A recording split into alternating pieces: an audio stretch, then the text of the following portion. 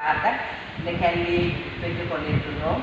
அந்த வகையிலே பல பல தடவைகள் கிட்டத்தட்ட 25 தடவைகளுக்கு மேலே இந்த ராஜஸ்தானுக்கு சென்று இந்த ஆன்மீக கல்வியை கற்று எங்களுக்கு வழிநடத்தி கொண்டிருக்கும் சுரேந்திரன் அவர்களுக்கும் அவர்களை அவரது அனுபவம் சார்பாகவும் இந்த கல்வி சார்பாகவும் சில கருத்துரைகளில் வழங்குமாறு அன்புடன் கேட்டுக்கொள்கின்றேன். நன்றி.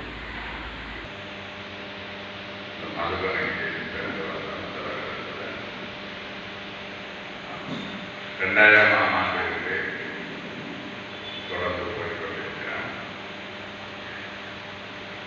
கிட்டத்தட்ட ஒரு மாதம் மேலதிக பயிற்சி, மேலதிகமான கலந்துரையாடல்கள், இந்த விடயங்களுக்காகத்தான் ஒவ்வொரு வருடமும் செல்வது வழக்கம். இந்த முறை 101 நாடுகளிலிருந்து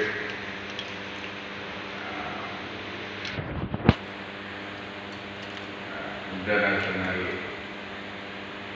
NCCC ரிக்ரூட்மெண்ட், அதாவது நேஷனல் கோஆர்டினேட்டர், சென்ட்ரல் கோஆர்டினேட்டருக்கான ஒன்றுகூடல் விசேஷமாக இருந்தது. 100க்கும் மேற்பட்ட நாடுகளில் சொல்லுவாங்க. இந்த ஆன்மீக அமைப்பு 140 நாடுகளில் பணியாற்றியவர்கள், அதில் 101 நாடுகளுக்கு கலந்து. அதில் குறிப்பாக சிரியா,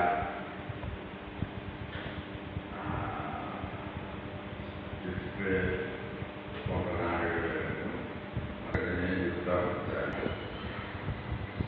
ஈராக், யோர்தான், அபுதாபி போன்ற நாடுகளிலிருந்து வந்திருந்தாங்க. எல்லா சிறப்பான நாடுகள், பூட்டான்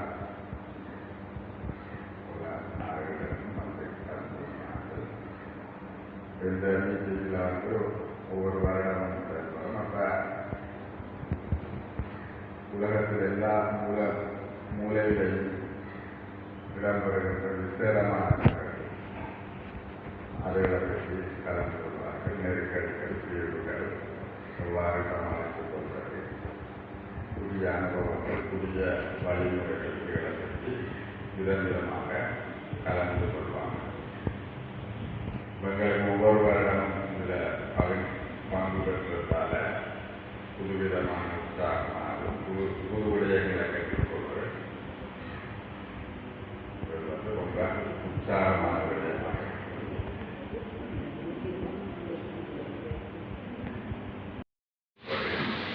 மேலவிதமாக கற்றுக்கொள்ளணும், மேலவிதமான முன்னேற்றத்தை அடைந்து கொள்ளணும். அந்த முயற்சியில் தான் நாங்கள் சொல்வதற்கு முயற்சி எடுத்துக்கொண்டிருக்கிறோம். நாங்கள் ஏற்கனவே அமைதியாக இருந்தாலும் அந்த அமைதியில் அது அடுத்த நிலையில் ஒரு அமைதி இருக்கும். இப்போ நான் அனுபவம் செய்த அமைதியை விட இன்னமும் ஒரு சிறப்பான அமைதி நிலை. அது எங்களுடைய மனவலிமை எந்த அளவுக்கு அதிகரித்து கொண்டு போகுதோ, அது எங்களுக்கு அதிகரிக்கிற நேரம்தான் அதை விட இன்னும் ஒரு பெற்றரான ஒரு நிலையை நாங்கள் யோசிப்போம். இதுதான் அமைதி, இதுதான் சந்தோஷம். இதற்கு அடுத்த நிலையை நாங்கள் அனுபவம் செய்திருக்கோம். அது பெற்றதாக இருக்கு. அதுதான் எங்களுடைய படிப்படியான முன்னேற்றம். இந்த நிகழ்வுகள், இந்த சான்றிதழ் வழங்குகிறது நீண்ட நாளாக காலங்காலத்துக்கு கொண்டு போனதால இன்னும் காலங்காலத்துக்கு ஏற்கனவே அந்த சிகடியால் நடத்தி கொண்டோம். ஆனால் எங்களோட பயணம் அல்ல, அந்த நிகழ்வுகளை கலந்து கொள்ள முடியல. இருந்தும் உங்களை சந்திக்கிறவர்களுக்கு சந்தோஷம். நீங்களும் அதே மாதிரி பல துறையில் உங்களுக்கு அனுபவம் இருக்கு, பல துறையில் நீங்கள் ஈடுபட்டு கொண்டிருக்கீங்க. எந்த துறையில் ஈடுபட்டு எந்த பணியாற்றினாலும் மனம் சார்ந்த விடயத்துக்கு ஒரு முக்கியத்துவம் கொடுத்து கொண்டால் எப்போதும் எங்களுக்கு பாதுகாப்பான விடயமாகவும் இருக்கும். எந்த சோர்ந்து போகாமல் முன்னோக்கி போகிறதுக்கு அது ஒரு சிறந்த வழியாக மனம் ஒரு சிறப்பான நிலையில் இருந்தால் எந்த நிலையையும் எப்படி வேணும்னாலும் நாங்கள் ஆக்கிக் கொள்ள முடியும். அதாவது சில நேரம் நாங்கள் சாதாரணமாக செயல்பட்டு கொண்டிருக்கோம்.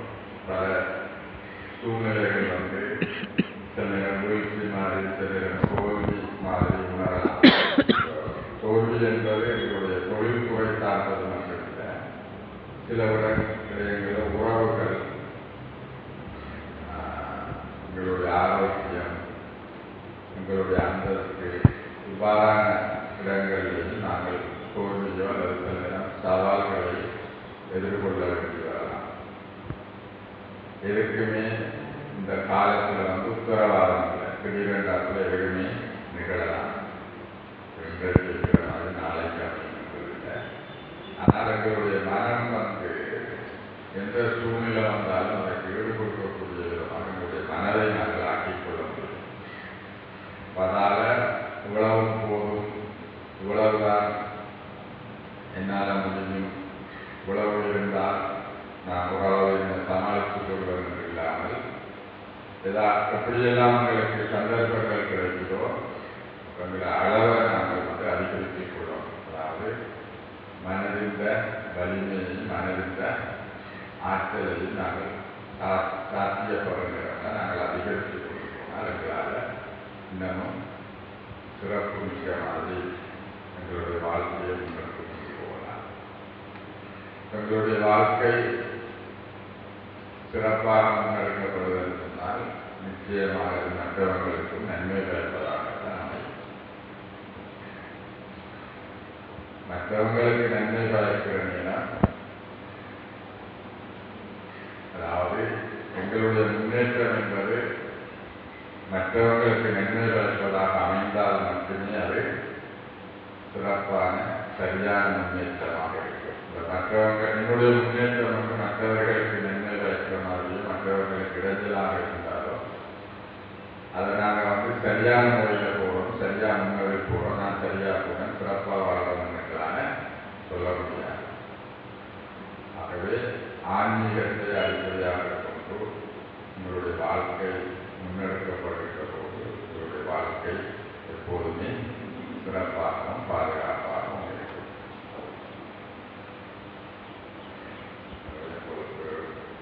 சந்தர்ப்பத்திற்கு நன்றி.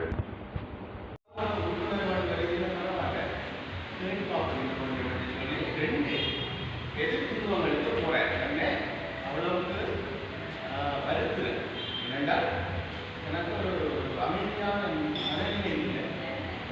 எனக்கு பொதுவாக அமைதியில் குழப்பமாக இருக்குது. எல்லாம் இதில் சொல்லிட்டு பல சமயங்களும் பின்பற்றலாம். அதை குருக்கள் அல்லது வழிகாட்டிகளுக்கு கீழே போயிருந்து தன்னை பயிற்சி விட்டால் இந்த அமைதியை கொள்ளலாம். ஒன்றுமே செயல்படல. இறுதியில் தான் அந்த அனுபவத்தில் கண்டுபிடிக்க அந்த அமைதி, சாந்தியின் அமைதி வெளியில கணக்குல தான் இருக்குது. தியானம்ன்றது அதுதான் சொல்லியிருந்தது. அமைதியே எங்களுக்கு இருக்குது. அதை சுழற்சி தெரிவிக்கிறது வழியில். அப்போ இந்த இது உதவியாக இருக்கும். நாங்கள் அந்த தியானத்தில் போய் எங்களை ஈடுபடுத்திக் கொள்ளலாம். இது ஒரு நல்ல சந்தர்ப்பம். நம்ம